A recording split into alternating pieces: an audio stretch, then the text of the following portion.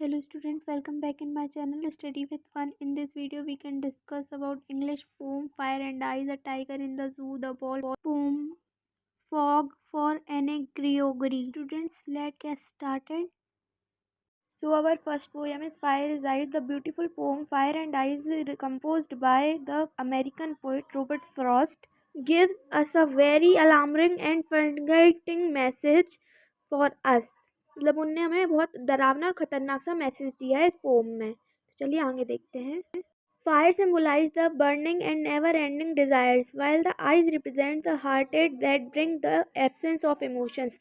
मतलब जो फायर है वो हमारी कभी ना ख़त्म होने वाली इच्छाओं को रिप्रेजेंट करती है, और जो आइज़ है वो हमारे अंदर की नफ़रत को प्रेजेंट करती है, जो हमारे इमोशंस है उसको पूरी तरीके से हमारी नफ़रत जो है वो ख़त्म कर देती है, तो उसको प्रेजेंट करती है। The poem says that both the things are growing with an enormous speed and will one day become the reason of the end of the world. मतलब ये जो है वो बहुत असाधारण, ये दोनों चीज़ें हमारी हैं इंसान की, वो बहुत असाधारण गति से बढ़ रही हैं और एक दिन ये वर्ल्ड को एंड कर देंगी।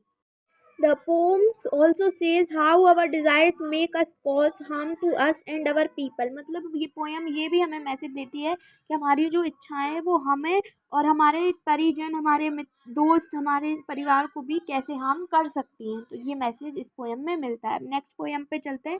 हमारी नेक्स्ट पोएम है अ टाइगर इन द जू, जो लेस्ली नॉरिस ने लिखी है। तो Leslie Norris the poems tells us the importance of freedom in a very clear way. Poem में हमें स्वतंत्रता का बहुत महत्वपूर्ण क्यों है, स्वतंत्रता इम्पोर्टेंस उसकी समझाई गई है। तो आगे देखते हैं। For giving this message in an inspirational way, the poet gives a contrasting picture of tigers. इसको बहुत अच्छी तरीके से समझाने के लिए पोएट ने हमें टाइगर्स का एग्जाम्पल दिया है। तो चलिए अब आगे देखते हैं। It says that the freedom is necessary not only for the human beings but also for the animals. इसका मतलब है कि ये हमें पोएम हमें ये बताती है कि जो आज़ादी है वो अकेली ही ह्यूमंस के लिए नहीं बल्कि एनिमल्स के लिए भी ज़रूरी है। One is in the zoo while another is in its natural habitat that is jungle. मतलब दो टाइगर्स का इसमें जो है एग्जाम्पल लिया गया है। एक अपनी हैबिटेट जगह जंगल में रहता है और एक जो है वो जू यानी एक केज में रहता है। तो उन दोनों की फीलिंग्स को इसमें पोएम में बताया गया है। तो चलिए देखते हैं। The tiger in the jungle is happy with all its natural activity but the tiger in the zoo is sad, angry and helpless because of the limited world of cage. जो tiger जंगल में है वो बहुत खुश है क्योंकि उसकी नेचुरल एक्टिविटी जो वो करता है उसके साथ, और एक जो है वो बहुत सैड है क्योंकि वो एक केज में बंद है और उसी केज में ही अकेला, मतलब जितनी उस केज में जगह सिर्फ उसी में वो रह सकता है और वो कुछ भी नहीं कर सकता है। ठीक है। हमारी जो नेक्स्ट पोएम है वो है अमांडा, जो रोबिन कैलिन ने लिखी है। तो रोबिन कैलिन ने इसमें बेसिकली एक बच्चे के भरण पोषण के बारे में बताया है कि एक बच्चे को किस तरीके से भरण पोषण उसका करना चाहिए। तो चलिए देखते हैं आगे कि इस पोएम में क्या है। तो the pome Amanda composed bye robin Kaelin gives us a very important message. इसका मतलब है कि ये जो पोम है उसके कवि रोबिन कैलिन है और इनने बहुत ही इम्पोर्टेंट मैसेज इस पोम के द्वारा हमें दिया है। चलिए अब आगे देखते हैं। The poem runs in a dual mode, two different worlds have been describe in the poem. मतलब इसमें तो अलग अलग जिंदगी, तो अलग अलग दुनिया के बारे में बताया गया है। एक जो है वो रियल है और एक जो है वो इमेजिनरी है। The first one is the real one where Amanda's mother continuously instructed her about what to do and what not to do। मतलब एक रियल वर्ल्ड है जिसमें अमांडा की जो मदर है वो उसे ये बताती हैं कि उसे कब क्या करना है और कब क्या नहीं करना, उसे कैसा रहना है कैसा नहीं रहना। ठीक है। The other world is the funnyful and romantic world imagine by Amanda. जो दूसरा वर्ड है वो अमांडा के अकॉर्डिंग है, जो अमांडा ने इमेजिन किया है। ठीक है।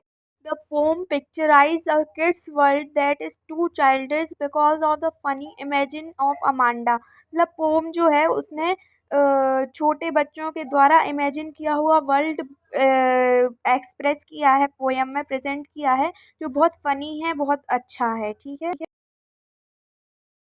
Actually Amanda is the representative of all the growing kids of the world. मतलब जो अमांडा है वो जो हमारे वर्ल्ड के यानी हमारी दुनिया के जो बढ़ते बच्चे हैं उनका रिप्रेजेंटेटिव है यानी एग्जाम्पल है। The ultimate message of the poem is that the parents should be sensitive to the feelings of their child is। मतलब जो पेरेंट्स हैं उनको चाइल्ड की फीलिंग्स के लिए थोड़ा केयरफुल रहना चाहिए और सेंसिटिव रहना चाहिए, उनको उनकी फीलिंग्स को समझना चाहिए। And shows that the kids should not be continuously scolded for everything but should be given some freedom for their overall development। मतलब मम्मा पापा को उसको 24 घंटे नहीं चिल्लाना चाहिए बच्चे को और फ्रीडम देनी चाहिए ताकि उसका ओवरऑल डेवलपमेंट हो सके। हमारी जो नेक्स्ट पोएम है वो है द वॉल पोम जो जॉन बेरीमैन ने लिखी है। The wall poem composed by the American poet John Berryman gives us a message full of reality of life. मतलब इस पोम में उन्होंने हमारी लाइफ की रियलिटी के बारे में मैसेज दिया हुआ है। The poem tells that every person tears to possesses things and he feels as if the things he possesses will always remain with him. मतलब जो इंसान है वो अपनी चीज़ों के लिए हमेशा पॉसेसिव रहता है, इमोशनल रहता है और वो ये चाहता है कि जिसके लिए वो इमोशनल है, जिससे वो अटैच्ड है, वो हमेशा वो चीज़ उसके साथ रहे, बट ऐसा नहीं होता है।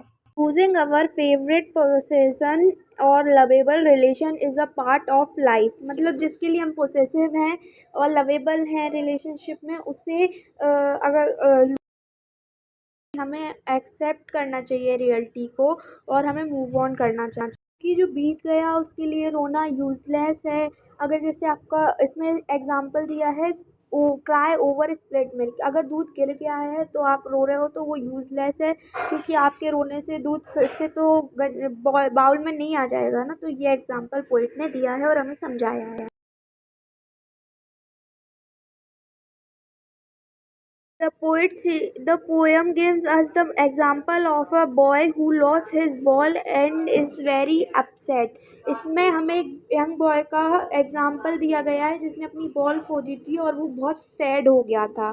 ठीक है, तो अब आगे देखते हैं। However the reality is that he has to loss him one day and wear its pain. मतलब इसका मतलब है कि उसने एक दिन अपनी बॉल खो दी और वो ओल्ड बॉल खोने का उसको दुख इतना है कि वो बहुत ही ज़्यादा अपसेट हो गया। He can easily buy another ball, but more than money or the new ball, it is the pain of losing the old one that matters that most। मतलब जो लड़का है वो मनी से एक नई बॉल ले सकता है बट उसके लिए मनी और न्यू बॉल से ज़्यादा उसको उसकी ओल्ड बॉल खोने का दुख है। So the ultimate truth is that we must learn to face such a situation and move on। इस पूरी पोएम का जो सार है वो ये है कि हमें ऐसी situation. Thank you students for watching this video. हमारी जो बची हुई पोएम है वो है फॉग द ड्रैगन कस्टर्ड टेल वाला और जो है वो ग्रोरी वाला एक जो पोएम है वो बचा है। वो नेक्स्ट वीडियो में मैं आपको जो है नेक्स्ट पार्ट में इस वीडियो के नेक्स्ट पार्ट में एक्सप्लेन कर दूँगी। अभी करती तो वो बहुत बड़ी हो जाती। 3 पोएम्स बची हैं जो नेक्स्ट पार्ट